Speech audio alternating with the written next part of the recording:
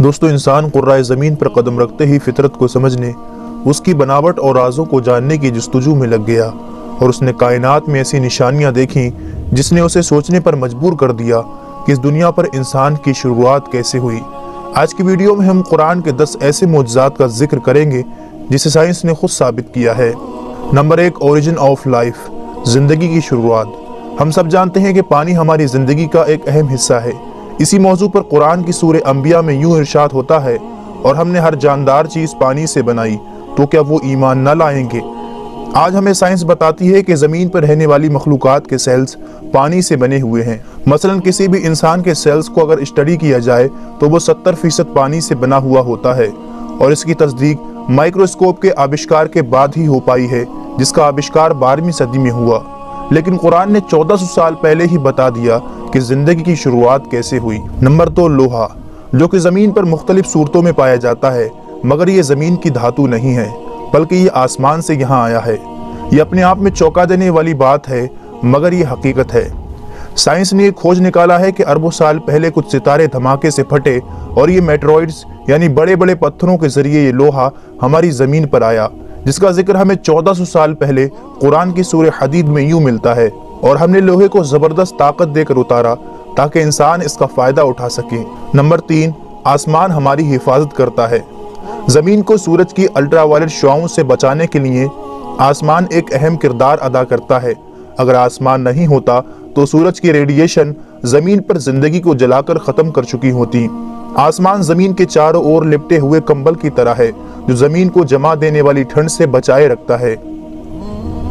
आसमान के ऊपर का टेम्परेचर -270 सेंटीग्रेड होता है, यानी ये ठंड ज़मीन पर ज़िंदगी को जमाकर ख़त्म कर सकती है, मगर आसमान हमें सूरज की अल्ट्रावायलेट शुआएं और शदीद जमा देने वाली ठंड दोनों से ही महफूज रखता है।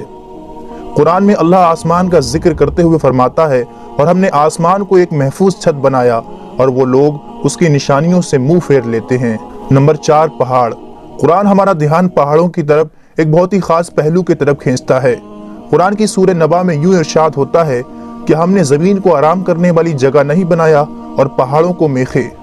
कुरान का मफहूम है कि पहाड़ों की जड़ें ज़मीन के बहुत अंदर तक दबी हुई हैं, और इसकी तस्दीक जियोफिजिक्स फ्रैंक प्रेंस की लिखी हुई किताब दी अर्थ में मिलती है कि पहाड़ असल में एक खूंटे की तरह होते हैं। वो जितना ज़मीन के ऊपर होते हैं उससे कहीं ज़्यादा वो ज़मीन के नीचे होते हैं, जिसकी एक मिसाल माउंट एवरेस्ट, जो कि दुनिया की सबसे ऊंची चोटी है, जिसके ज़मीन के ऊपर की ऊंचाई 9 किलोमीटर है, जबकि इसके ज़मीन के अंदर की गहराई 125 किलोमीटर के करीब है। और इसका पता 20वीं सदी की शुरुआत में प्लेट टेक्टोनिक की तकनीक के बाद ही मुमकिन हो पाया है। नंबर 5, कायनात का फैलना। आज से 1400 साल पहले जब फल्कियात का इल्म मौजूद नहीं था, जब टेलीस्कोप का आविष्कार नहीं हुआ था, उस वक्त कुरान इस कायनात के बारे में इरशाद फरमाता है, और आसमान को हमने अपनी कुदरत से बनाया और बेशक हम इसे फैलाते जा रहे हैं। और इसकी तस्दीक 20वीं सदी के एक अजीम साइंसदान स्टीफन हॉकिंग अपनी किताब a brief of the time में लिखते हैं कि ये 20वीं सदी की सबसे बड़ी खोज है कि कायनात वक्त के साथ फैलती जा रही है। हैरान करने वाली दोस्तों बात यह है कि इसका जिक्र कुरान में टेलीस्कोप के ईजाद से 1400 साल पहले ही हो चुका है। नंबर 6, सूरज का घूमना। दोस्तों, साइंसदान पहले ये समझते थे कि सूरज एक जगह पर ठहरा हुआ है और ये कोई गर्दिश नहीं करता। 1512 में एक साइंसदान निकोलस कोपरनिकस ने अपना एक नजरिया पेश किया कि जमीन के गोल चांद और सैयारे चक्कर नहीं लगा रहे, बल्कि सूरज के गोल चांद और बाकी सैयारे चक्कर लगा रहे हैं, और सूरज अपनी जगह पर ही ठहरा हुआ है। एक जमाने तक साइंसदानों का ये अकीदा रहा। फिर सन 1609 में एक जर्मन साइंसदान जोहन्स केपलर, उन्होंने अपनी किताब में लिखा कि सिर्फ सैयारे सूरज के गोल घूम नहीं रहे, बल्कि जमीन, चांद और सैयारे सूरज के गोल घूमने के अलावा अपने महवर पर गर्दिश कर रहे हैं, और बाकी सैयारों की तरह सूरज को अपने अक्स पर एक चक्कर लगाने में 25 दिन लग जाते हैं। कुरान में इस बात का जिक्र कुछ यूं मिलता है, और वही है जिसने रात और दिन और सूरज और चांद को पैदा किया, और सब एक घेरे में तैर रहे हैं।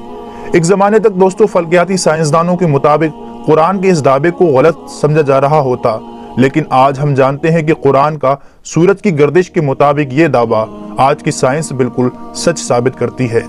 नंबर 7, समुद्र। कुरान की सूरह नूर में अल्लाह इरशाद फरमाता है, जैसे किसी गहरे समंदर में अंधेरे हों जिसको ऊपर से एक लहर ने ढांप लिया हो, उस लहर पर एक और लहर हो, फिर उस दूसरी लहर पर बादल हों, अंधेरे ही अंधेरे हैं, एक के ऊपर दूसरा अंधेरा है कि जब कोई अपना हाथ निकाले तो उसे अपना हाथ भी दिखाई देता मालूम ना हो, और जिसके लिए अल्लाह नूर ना बनाए उसके लिए कोई नूर नहीं। आमतौर पर दोस्तों ये समझा जाता है कि लहरें समंदर की ऊपरी सतह पर चलती हैं, जबकि साइंस ये तस्दीक कर चुकी है कि लहरें समंदर की ऊपरी सतह पर ही नहीं बल्कि नीचे भी होती हैं। ये लहरें इंसान को आम आंख से दिखाई नहीं दे सकती, बल्कि इनको सिर्फ खास टेक्नोलॉजी के जरिए ही देखा जा सकता है। कुरान में समंदर के ऊपर चलने वाली लहरें और उसके ऊपर बादलों के बारे में जिक्र हुआ है। कुरान की ये बात सिर्फ इसीलिए काबिल तारीफ नहीं है कि वो समंदर के अंदरूनी लहरों के बारे में जिक्र करता है, बल्कि इसलिए भी है कि ये समंदर की गहराई के अंधेरे को भी जिक्र करता है। आज के दौर में इंसान ज्यादा से ज्यादा बिना कोई ऑक्सीजन यूज किए 70 मीटर की गहराई तक ही जा सकता है। वहाँ पर कुछ रोशनी जरूर मालूम होती है, मगर हम बात करते हैं 1000 मीटर गहराई की तो वहाँ बिल्कुल अंधेरा है। और इसी बात को अल्लाह ने कुरान में जिक्र किया, जिसका साइंस को पता आज चला है। मगर कुरान में समंदर के अंदर लहरें और उसके नीचे अंधेरे की बात 1400 साल पहले ही मौजूद है। नंबर 8, झूठ बोलना और हमारी दिमाग की हरकत। दोस्तों, हुजूर सल्लल्लाहु अलैहि वसल्लम के दौर में एक आयत को अबू जहल के ऊपर उतारा गया, क्योंकि अबू जहल बार बार झूठ बोला करता था। इसके बारे में अल्लाह सूरह अल-अलक में यूं इरशाद फरमाता है, अगर वो बाज ना आया तो हम जरूर पेशानी के बाल पकड़कर खींचेंगे, वो पेशानी जो झूठी खताकार है। इस आयत में दोस्तों दिमाग के सामने वाले हिस्से को झूठा और खताकार करार दिया है। यह आयत दो वजह से बड़ी खास है। पहली ये कि हमारे दिमाग के सामने वाला हिस्सा ही हमारी सोची समझी हरकतों का जिम्मेदार होता है, जिसे फ्रंटल लोब के नाम से जाना जाता है। दूसरा ये कि फ्रंटल लोब ही दिमाग के झूठ बोलने वाले काम को कंट्रोल करता है। आज के दौर में की गई कई रिसर्चों से ये साबित हो चुका है कि दिमाग के आगे वाला हिस्सा ही हमारी हरकतों और झूठ बोलने का जिम्मेदार होता है। और इंसानी दिमाग का ये फंक्शन 20वीं सदी में साइंस के एडवांस होने पर ही हमें मालूम हुए हैं, जबकि कुरान इस तरफ इशारे कब का कर चुका है। नंबर 9, इंसान को दर्द का महसूस होना।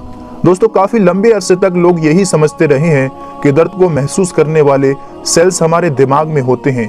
हालांकि बाद में ये तहकीक से पता चला कि दर्द को महसूस करने वाले पिन रिसेप्टर सेल्स हमारी खाल में ही होते हैं, और इनके बिना हम दर्द को महसूस नहीं कर सकते।